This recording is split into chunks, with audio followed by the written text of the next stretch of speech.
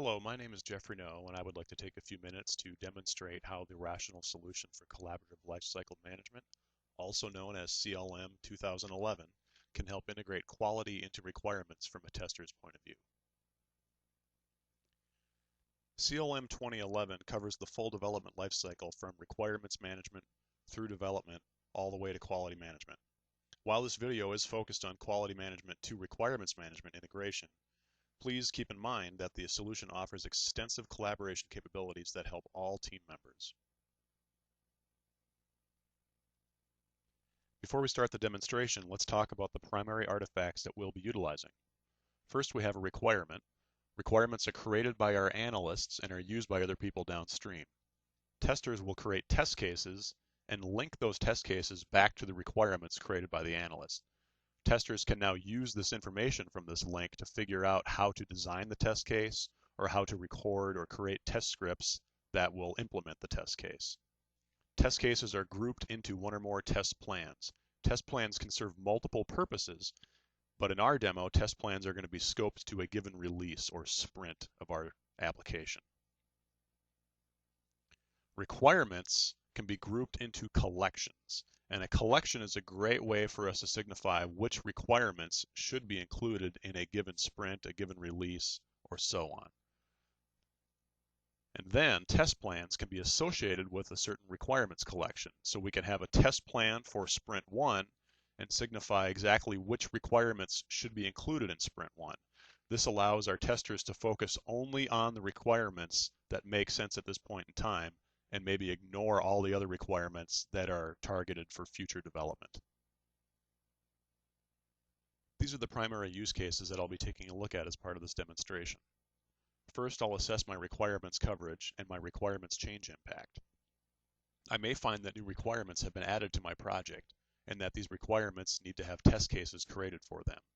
If that's the case, I can automatically create new test cases, link those new test cases back to their requirements, and add those test cases to the test plan. I may find that I have requirements that have been modified. If that's the case, I'm concerned that the test cases associated to those requirements still apply to those requirements. I can mark those test cases as suspect to make sure somebody reviews the linkage between the test case and the requirement.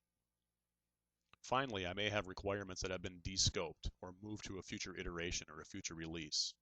If that's the case, my concern is that the test case still makes sense for this test plan.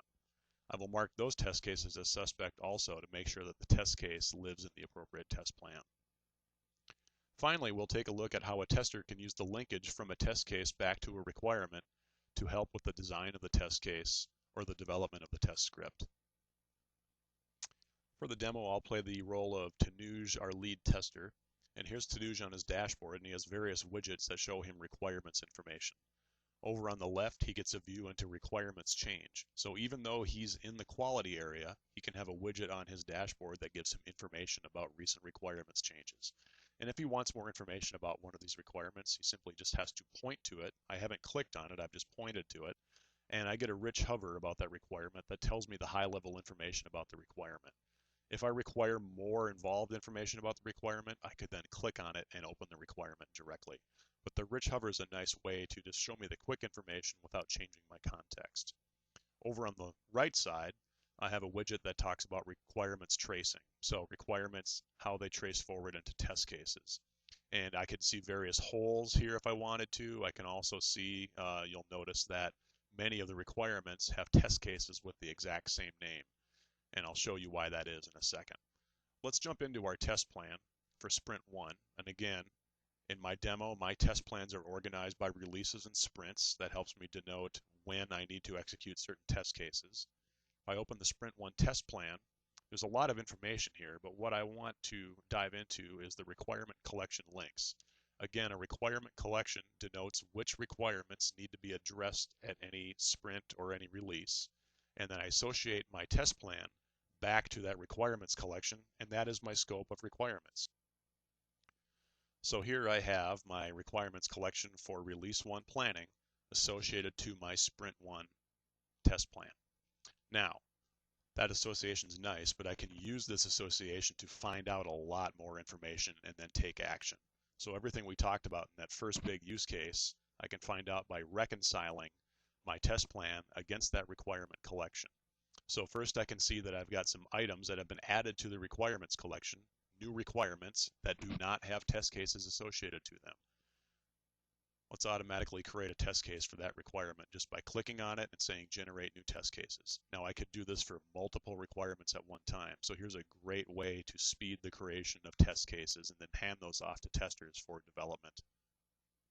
So if I say generate new test cases, I can change the default values that will be used for each test case. I'm just going to select these or accept those defaults and continue. And now it's automatically created a new test case for me, linked it back to that requirement, and added it to my test plan. Here we have some requirements that have been updated. So again, the requirement changed, and I want to make sure that the test case still applies. Now, rather than going and diving into the details of exactly what changed right now and figuring out if it still applies to the test case, I'm simply going to mark the test case as suspect to make sure that somebody does that. And then I could assign a task to a tester to do this immediately, but let's just mark it as suspect to make sure we don't drop the ball on that. All right, so we've changed the test case to suspect, and we'll see how that's denoted in a little bit. And then finally, we've got some items that have been removed from our requirements collection. So again, the test cases for these may need to be changed, or the test cases may need to be moved to another test plan. So let's mark those test cases as suspect also. Now that the reconciliation is done, let's take a look at our test case listing on our test plan. And we can see here that a few of the test cases have been marked as suspect. So this is how we make sure that we do not drop the ball. And I can actually filter this view down to show me only the suspect test cases. From that listing, I may now assign work to testers to take a look at those test cases and find out what needs to be done. And the way they can do that is by opening the test case. And this is actually the same way a tester would then use this linkage to the requirement to find out how they would design the test case or how they would develop the test script. They can go down into the requirement links and they can see the requirement that is associated with that test case. And again, we have the rich hover capability here. So show me the high level information about that requirement. And you can even see here that the requirement is a parent of another requirement and that it's implemented by maybe a user story or it's a child of another requirement. But to find out how the requirement has changed, the tester may need to open that requirement. So let's do that. And it's asking me if I'm sure I want to navigate away. And now that I go into the requirement, which testers have full capability to do with their license, they can jump into the requirement and take a look at the change history of that requirement here. So let's open up the history of that requirement. Now this particular one, we can see that it's changed several times today.